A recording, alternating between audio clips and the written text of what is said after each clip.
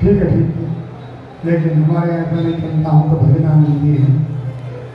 बात राणा ने सोचा उमर साहब बोलेगा नहीं, मुझे ही कुछ करना। कि सांप पिटारा राणा भेजा, इसको पहुंचाया। मालिक को कहा कि सुनो, ये पिटारे में सांप रख ले, जो नाक पकड़ने वाला होता है ना, उसको माली बनाकर पहुंचा दिया। तो कहने लगे कि परमात्मा को चढ़ाने की माला है, और जैसे वो ढक्कन को खोलेगी वो सांप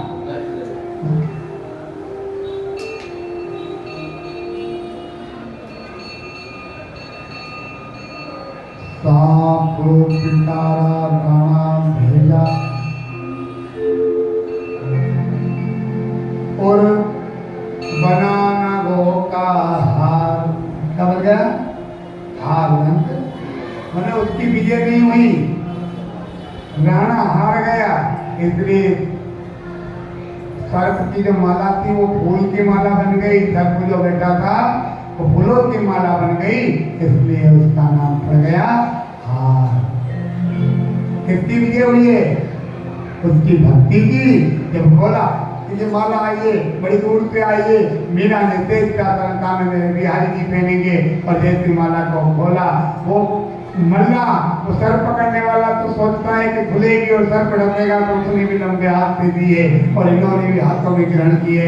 लेकिन कहते हैं दिन को रात कर सकता है, रात को दिन कर सकता है, स्त्री को पुरुष बना सकता है, पुरुष को स्त्री कर सकता है, तो क्या नाग को हार नहीं बना सकता? बोलो राधे। जैसे रंगनपुरा पता है एक सुंदर पुष्पों की माला बन गई कि उसका वर्णन नहीं किया जाए। बोलो राधे। और प्रेम दीवानी होने जाए, जब संसार के इतने झगड़े होने लगे तब छोड़कर वो वृंदावन चली गई, और वृंदावन में संत थे, उनके दर्शन करने के लिए पहुंचे तो संत ने चिट्ठी लिख दी कि हम किसी महिला के दर्शन नहीं करते, हम पुरुष हैं। तो मीरा ने नीचे में चिट्ठी लिख कर दी, संसार में केवल एक ही पुरुष है, परम पिता सबके पति एक है। संत को नीचे आकर झुकना पड़ा। तुलसी बाबा को संदेशा लिखा कि बाबा जो संसार में कष्ट दे उसको क्या करना चाहिए? तो जा, जिन प्रीति के कारण, जिसके कारण हरि भजन में प्यार, भजन में बाधा हो, चाहे वो कितना ही कैसा हो, उसे धीरे धीरे त्याग देना चाहिए। बोलो राधे राधे। मीरा का बड़ा सुंदर भाव। तुलसी बाबा ने ऐसी बहुत कुछ लेखनी में लिखा, बहुत कुछ सूक्त में बताया, बहुत कुछ वर्णन किया। कहते हैं कि तुलसीदास जी मीरा के उस व्याख्यान को, मीरा के उस गान को, मीरा तो कहाँ चली गई? जब मीरा द्वारका में पहुंची ना, तो राणा की यहाँ दाने खाने के लाले पड़ गए थे। राज कोषालय में काकाल आ गया था, तो पुजारी जी को पहुंचाया। पुजारी जी मनाने के लिए आए हैं, रोज मनाने का प्रयास करते हैं। और एक दिन मीरा को मनाने का जब प्रयास किया तो मीरा जी ने कहा कि जरा ठाकुर से पूछ लो, और ठाकुर से कहने लगी अगर अब पलट कर चली गई तो वापस नहीं आऊंगी, तो अपनी गोद में बुला दो। और ऐसा बताते हैं कि भगवान बाहर का दिखते वो समा गई और चुनरी का मटका ले गया। राधे राधे। वृंदावन जय पुराना सपना में पारणी गोपारे, मिला तो 40 से पारणी गोपारे, मिला तो 40 सपना में पारणी गोपाल, मिला तो 40 से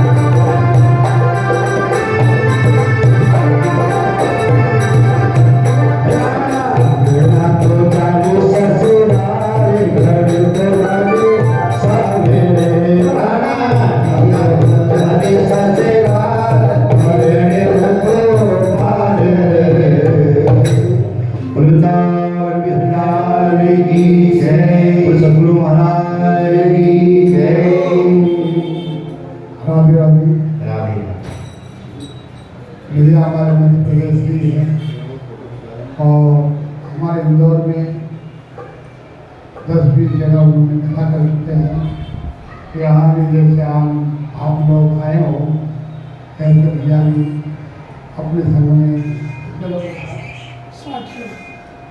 लगभग है 60-70 लोग इनके पास भी जितने उनके पास हैं उतने परिवार हैं बड़े प्रेम पूर्वक इनके तरह जोरदार आगे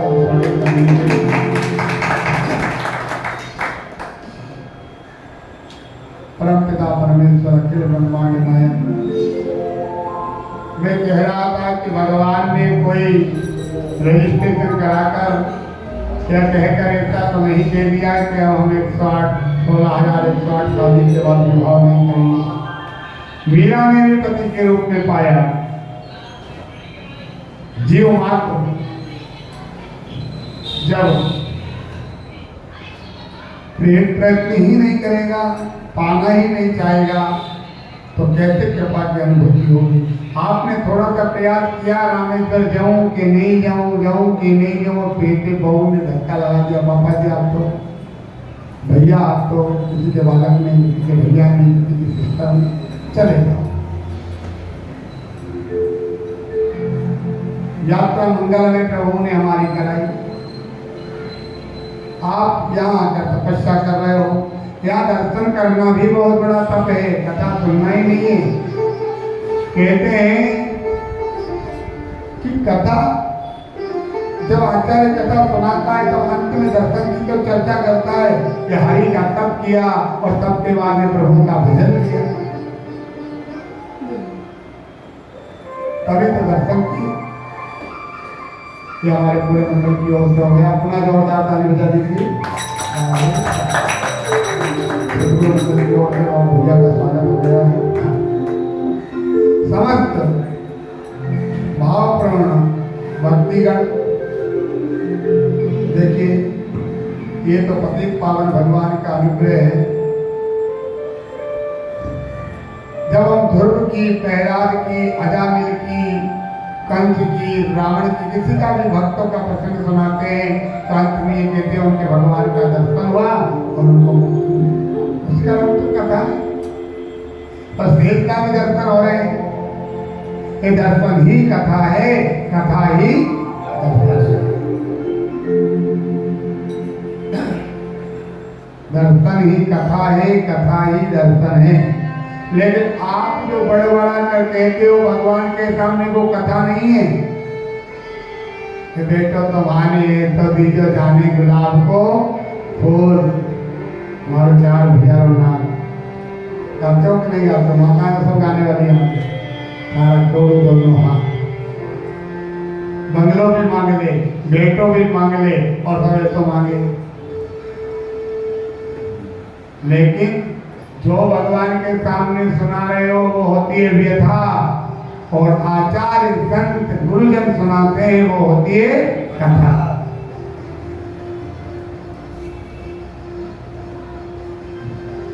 वो कथा जो व्यथा को जलाकर राख कर दे और अपना स्तंभ खड़ा कर ले, उसी का नाम कथा है, उसी का। परम आदरणीय सुखदेव जी महाराज कहते हैं परीक्षित, भगवान के 16,108 विवाह हुए हैं। भगवान एक ही ना, एक साथ सबके हो गए। भगवान गुरुदेव हंसने लगे,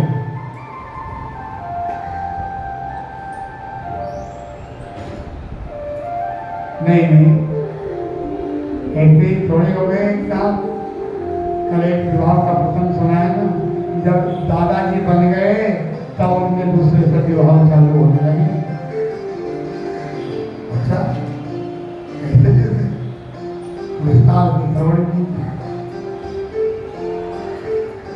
एक वर्ष बाद रुक्मिणी माँ गर्भवती हो गई और कहते ना कि आप कहीं भी चले जाओ तो शत्रु आपका पीछा नहीं छोड़ेंगे। द्वारका में भगवान का एक बहुत बड़ा शत्रु हो गया,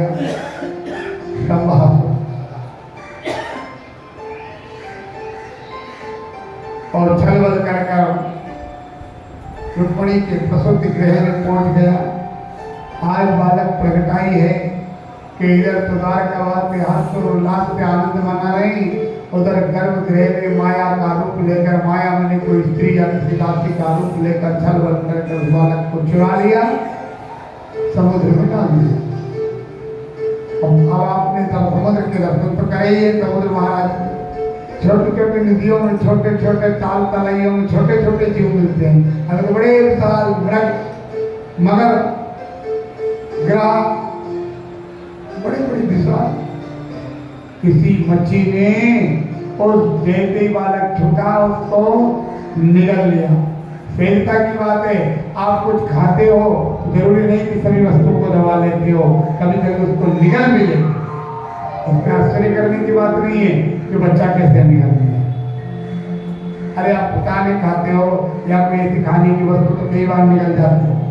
बेल की गुठली होती है, अधिकतर लोग खाते हैं तो बाहर पटकते तो पटकते नहीं तो अंदर निकल जाती। जब छोटा सा जीव है या छोटा सा मुकड़ा है, वो कोई बड़ी बड़ी वस्तुओं को ग्रहण कर जाता है, तो इतना बड़ा विशाल मगर क्या छोटे से बच्चे को नहीं गिन सकता? कभी कभी मन में उत्पन्न होता है ये कैसे हो सकता है। और आप पेपर पढ़ते हो ना, कई बार क्या होता है कि प्रसूति गृह में नारी तो शांत हो जाती है, लेकिन उसका बच्चा गर्भ में भी जीवित रहता है, तो मरे हुए व्यक्ति के पेट को फाड़ कर निकाला जाता है। ऐसा ही हुआ, मच्छी को लेकर आए और मल्लाह था उसने लेकर आया और मच्छी बहुत बड़ी मच्छी दिखी। उन्होंने कहा राजा के यहाँ भेंट कर दो। राजा के भवन में पहुंची, वहाँ नाथ जाति जो सेवक करते थे रसोईया, उसने पेट को काटा और वो मच्छी तो मर गई थी, लेकिन पेट नहीं सुंदर। और जब योग देखो, उनके यहाँ कोई बच्चा नहीं था, उन्होंने बच्चे को रख लिया और महाराज की सेवा करने लगे। देखते देखते बच्चा थोड़ा बड़ा हुआ। नारद जी ने आकर कह दिया ये कोई सामान्य नहीं है, ना आप सामान्य हो, ये जो बच्चा है कौन है, किसका अवतार है? काम का। जब शिव तीसरा नेत्र उघारा, शिव जी ने जब तीसरा नेत्र को उघारा तब काम जलकर रात हो गया था और तुम रति रूपा काम की पत्नी तुम मिलाप करने लगी थी, तब प्रभु ने कृपा करी महादेव ने और कहा कि जब यदुवंश प्रकट होगा उस वंश में जो बालक होगा आपके ही पति होगा। वो प्रथम जी महाराज काम के अवतार हैं। दूसरा वहां कहा था यद्यपि जलकर राख हो गया लेकिन फिर भी अनंत रहेगा।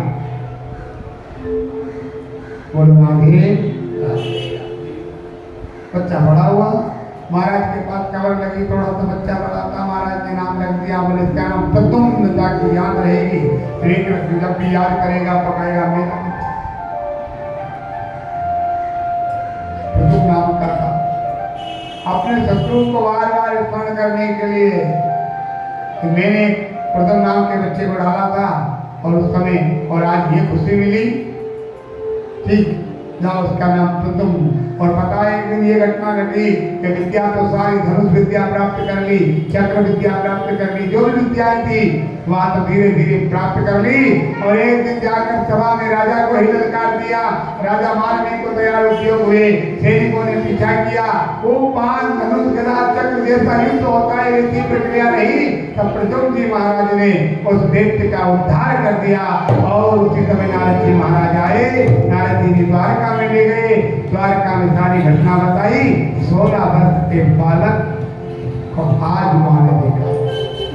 क्या कहूँ, देखो घटना देखो, बहू के साथ भी कोई घटना घटी, पर एक ही घटना घटी, और माँ के साथ भी वही घटना घटी थी कि माँ के साथ ये घटना घटी कि नंद बाबा छोड़कर आए थे कृष्ण को, और बहू के साथ ये घटना घटी कि कहाँ चला गया बालक, जीवित है कि नहीं है भगवान राधे।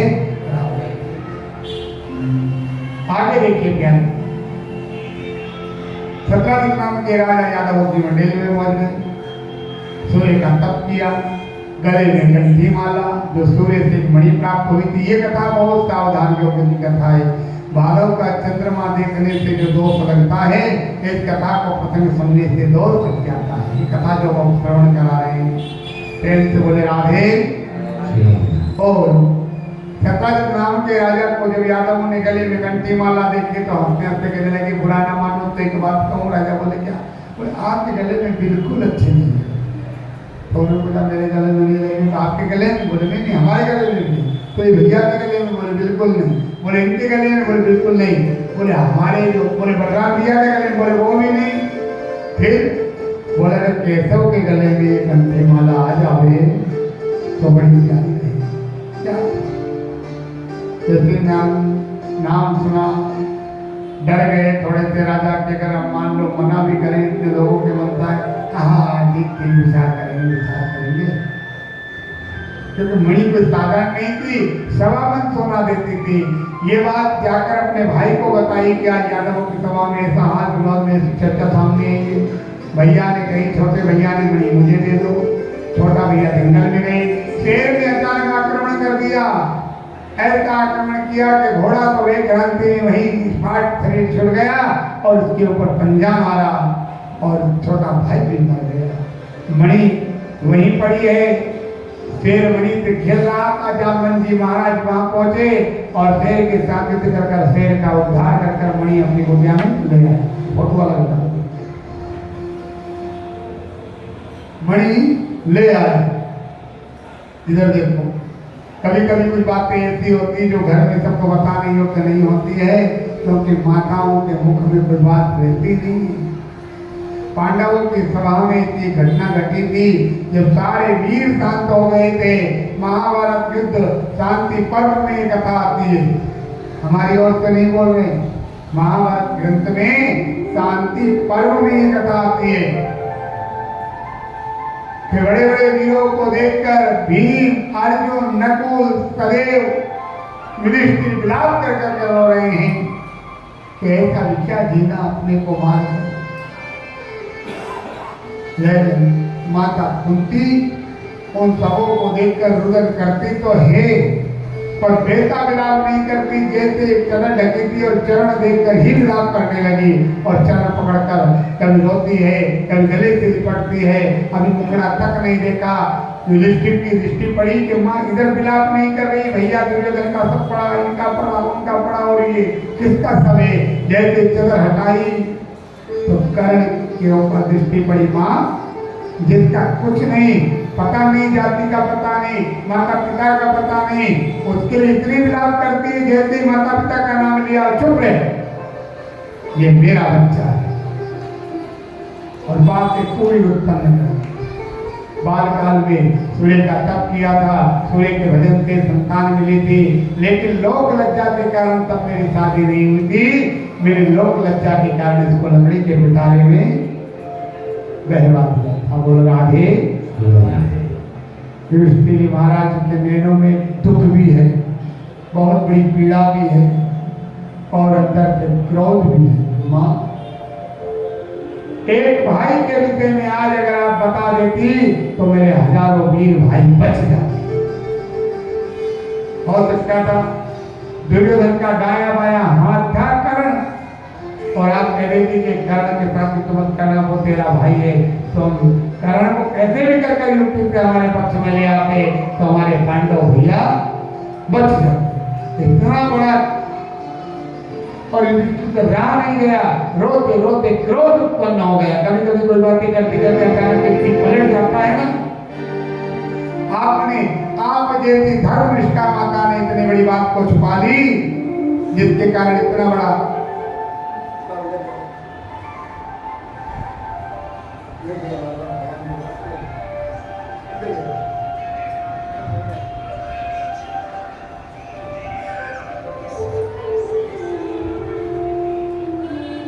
तो लौकिक माताएं ना जाने कैसी कैसी बातें छुपाएगी। आप ज्ञानी थी, धीर थी, वीर थी, निष्ठावान थी माँ, आपने इतने बड़े रहस्य को छुपा कर रख लिया। मैं श्राप देता हूं कि कुछ काल तक नारियों के मुख में बात ज्यादा दूर तक नहीं टिकेगी, ज्यादा समय तक नहीं टिकेगी। बोलो राधे राधे। राजा दुखी थे सत्राजित, उनकी पत्नी ने पूछा कि उदास क्यों? कुछ 1 वर्ष हो गए आज यादवों की सभा में से आए हुए, अपने भाई को खोया हुआ, खूब खोज करी, पता नहीं चला। अब कहने लगा सुनो, तो सभा में मणि मांगी थी, मैंने नहीं दी, मेरा भाई घोड़ा लेकर गया, मणि लेकर गया तो सहा, लेकिन लौट के नहीं आया। क्या मालूम यादवों ने कुछ कर तो नहीं दिया। तो किसकी चर्चा, किसने मणि के लिए बात तो करी होगी, वो कृष्ण के विषय में बता रहे थे कि मणि तो कृष्ण के गले में शोभा थे। अब कभी कभी क्या होता है, हम बोले लेकिन सामने वाला मलम लगा देता है। नारी ने कही कि द्वारपाल बोल नहीं सकते, जिसने बलराम भैया की निंदा कर दी कि बलराम भैया के गले में मणि शोभा नहीं देगी और कृष्ण के गले में शोभा देगी, तो मतलब कृष्ण को मणि की लालसा थी, और हो ना हो कुछ घटना घट गई। चर्चा मत करना, ठीक। लेकिन पूरे पे गई, वो उसको बोलती है, उसने कहती चर्चा मत करना, वो उसने अलग किसी को कहा चर्चा मत करना, और बात द्वारका तक पहुंच गई। द्वारका में बलराम जी के कान में बात गई, बलराम जी ने डांटा केशव, तुच्छ से मणि के लिए, छोटी सी मणि के लिए ये घटना घटा दी। तब केशव के नैनों में आंसू आ गए। भैया मणि चोरना दूर, मणि को पाना दूर, मैंने उस मणि को देखा तक नहीं। तब बलराम जी कहते हैं कि सब मुझे अतिथि विश्वास है, लेकिन कलंक लगा हुआ कैसे मुक्त पाओगे? प्रयास किया, प्रयत्न किया, एक गुफा में पहुंचे हैं, वहां जामन जी के साथ